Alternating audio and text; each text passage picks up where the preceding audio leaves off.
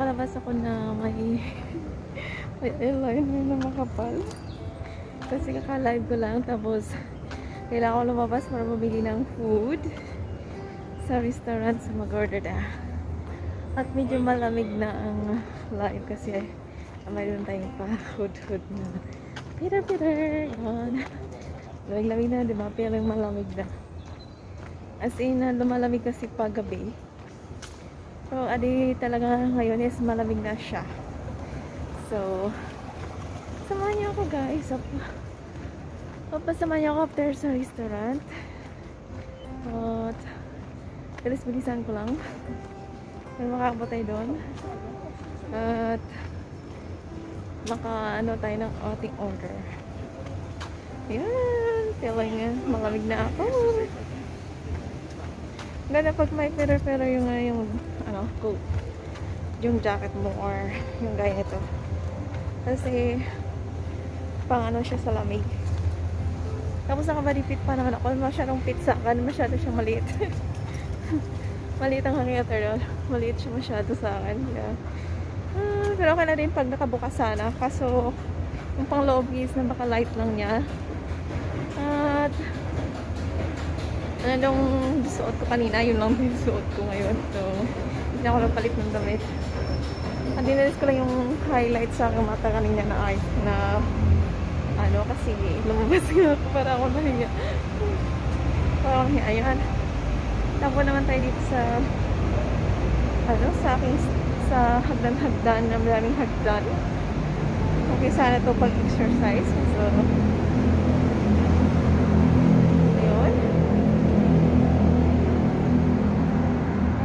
view para view sa baba yun konting lang habang maglalakad kasi kailangan kong nakatingin din dito di ba madapa tayo mahirap disgrasya malaking disgrasya di ba madapa kaya tingin lang din sa mga dinadaanan huwag masyadong concentrate sa nakaka-video. At medyo malamig na. So, thanks naman na gano'n ko ng aking yun. Wala na masyadong tao.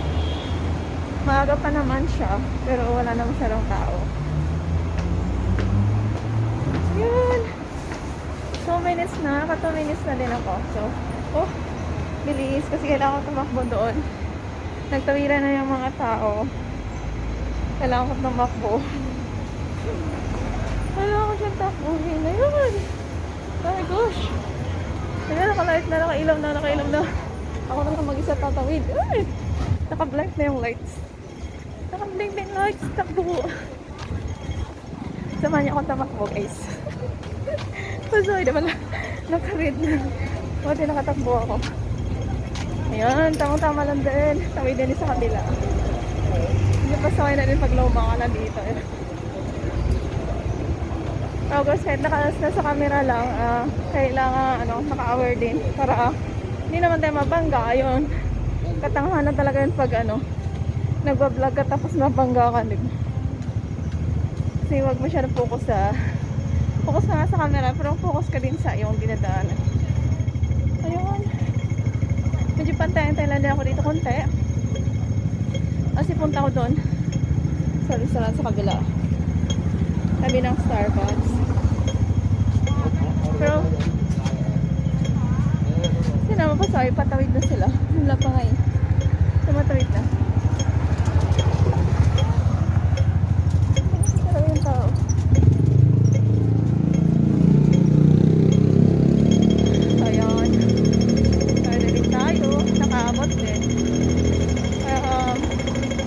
Mabilis yung ating order ngayon.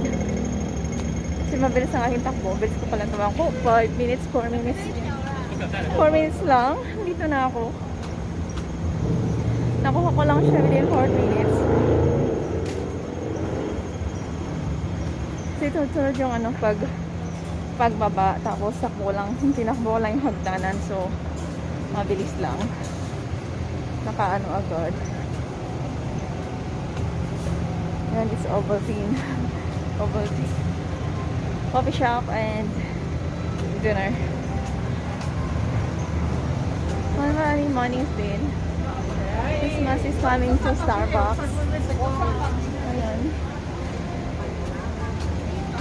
At maraming antay dito. Maraming nag-aantay. Ayan. Nag-ano sa line. Kasi nga sa loob ng restaurant. Saglit bago tayo papasok doon sa loob. Gusto ko lang yan sa iyo. Ayan. Yung restaurant na bibilhan ko ng food, pick up lang siya. So, ayun. Bagong renovation siya. Live in Genki Life. So, Live in Genki Life na yung nakasulat doon sa loob ng kanilang ano. Hindi makita eh. Hindi siya makita. Ayan yun. Napapasok na ako sa loob. At bago tayo papasok, may pa ano-ano tayo dito sa sensor.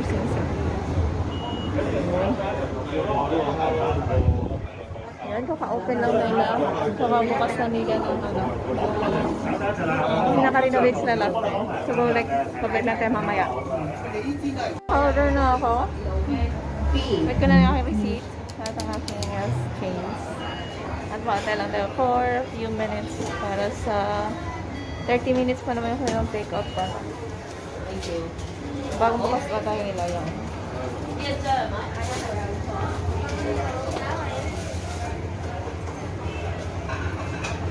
Ayun.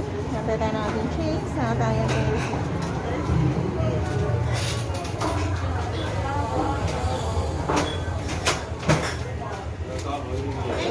Thank you. How many minutes? 25 minutes. Okay. Thank you. Ayun. Mayroon na tayong change. At maantay tayo. Kaka ano nila? Kakabukas. Long pa. Ayun. Labas muna tayo kasi pa hangin sa labas. Habang nag-aantay. At saka makikita naman natin sa loob yung restaurant. Yung kimchi. Kimchi pala. Genki. So, habang nag-antay dito sa labas, nag-vlog muna para meron akong i-post. Pang frame. Ayun, maganda pala, ano. Ayan, sa Starbucks din. So,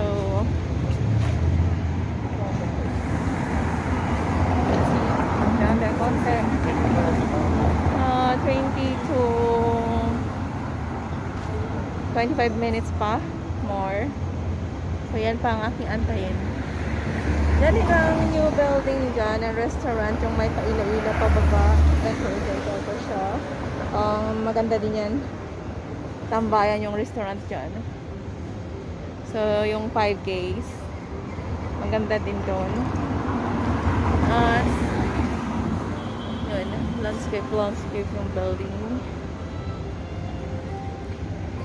Ngayon lang kaya sila magbubukas din. Kasi may pabalon-palon pa sila. Nag-renovate sila last time. Nakapaborito bilhan ng mga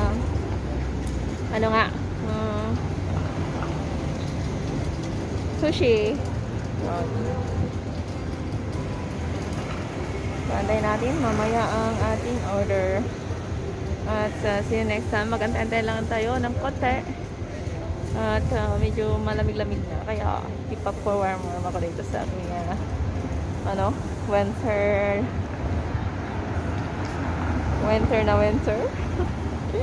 Feel na feel. Pero ano pa ang iba? Okay pa sila. Okay pa naman pag nasa labas ka para hindi pa naman masyado malamig. Mayroon pang mga sexing kasuotan yung mga taga dito. Ayan. At yan, yung mga suot, mga ganun, mga ano pa. Hindi pa nilamig. Hindi pa naman nilamig pag sanay pag nasa expose ka na awal ako. Pero gaya ko na kakalabas lang, galing sa loob, tapos biglang lumabas, medyo malamig konti. Or active ka siguro nag-gym, hindi ka masyadong malamig yan. Ayun. Genki pala siya. bago sila, meron silang pa live, ano doon? Genki live. So, ay, hindi nabasa. Saan ba yung banda? Ayan, hindi siya masyado mabasa kasi yung lights niya nagre-reflect sa camera. Pero yung ano dyan, nakalagay. Habang nag-antay-antay, vlog. Ito yung malaking building dito, mga offices sa taas. Mga offices sa taas. Mostly offices sa taas. At saka commercial sa baba. Ayun. Offices din yan at residential. And then commercial. So, train. ang dami din ditong ano.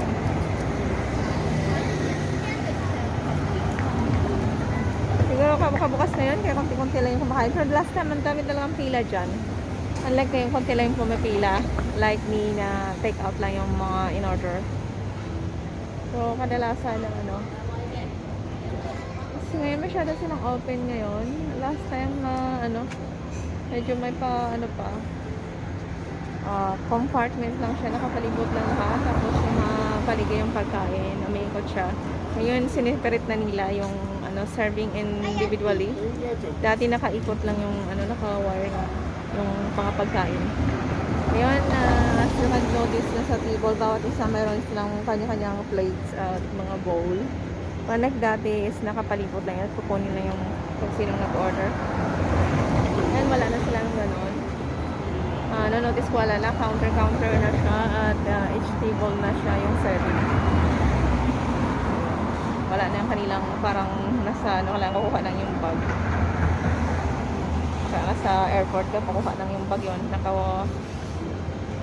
ano yung kanilang food. Ngayon, individually served. At nagbago-bago, ang dami ng harang-harang. Alam mo sa YouTube ba yung may paharang? Ang dami ng harang-haring sa mga table kasi naka-table na nga siya, individual. Last time wala siyang harang-harang, yung screen lang. Ngayon naka-ano talaga, naka-divide na siya. Ayan, so far sa restaurant na to, no? Hindi ito pa, walang bayad to. Ano lang, kasi gusto kasi ditong bilhan ng ano, sushi, yung palabas na pang dinner. Ayun, so far, antay lang ko ng ating order. Okay guys, binaba ko ang iyong buhok. Kasi malamig. Ayan, ito ng aking order. $39. So, mamaya tingnan natin ito. Pagdating na lang.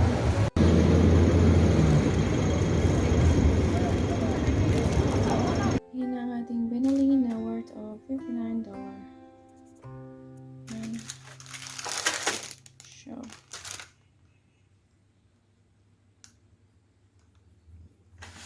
let's see.